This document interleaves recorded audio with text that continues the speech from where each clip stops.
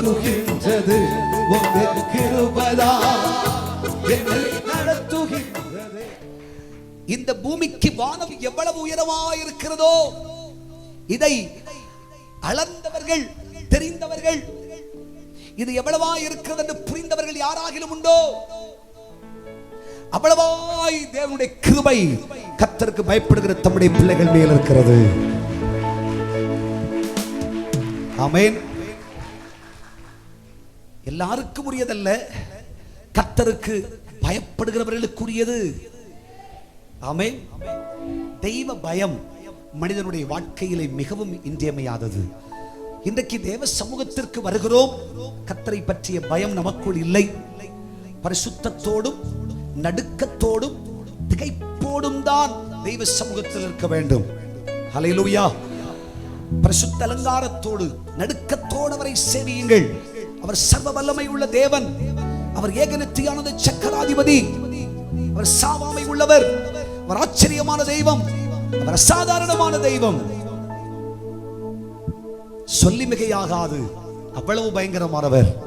அந்த தேவனுக்கு முன்னே கர்த்தருடைய பிள்ளைகள் பயத்தோடு அவரை சேவிப்பதற்கும் ஆராதிப்பதற்கும் இருதயம் உள்ளவர்களாக இருக்க வேண்டும்.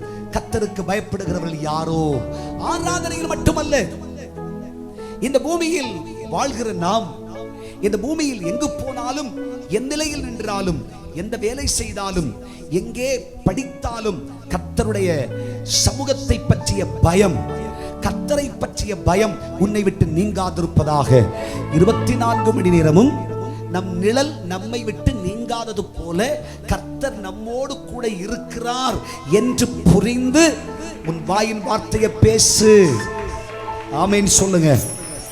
ஹல்லேலூயா. பார்க்கிற பார்வை ஜாக்கிரதையாய் இருப்பதாக. தெய்வ பயம், கர்த்தர் நம்மோடு இருக்கிறார் என்ற ஒரு பயம் உனக்குள் இருப்பதாக. ஹல்லேலூயா சொல்லுங்க. ஞானிகளிலே ஞானி சொல்லும் பொழுது தெளிவா சொன்னார். என்ன சொன்னார் தெரியுமா? தீமைக்கு விலகுவது, தீமையை வெறுப்பதே கர்த்தருக்கு பயப்படுகிற பயம் என்று சொன்னார். தேவனுக்கு பிடிக்காதது, கர்த்தர் விரும்பாத காரியத்தை செய்ய மாட்டேன் என்று கர்த்தருடைய சமூகத்தில் வாழ்கிற வாழ்க்கையே கர்த்தருக்கு பயப்படுகிற பயம். வேதம் சொல்லுகிறது, நீ எனக்கு பயப்படுகிறவன் என்று நான் அறிவேன்.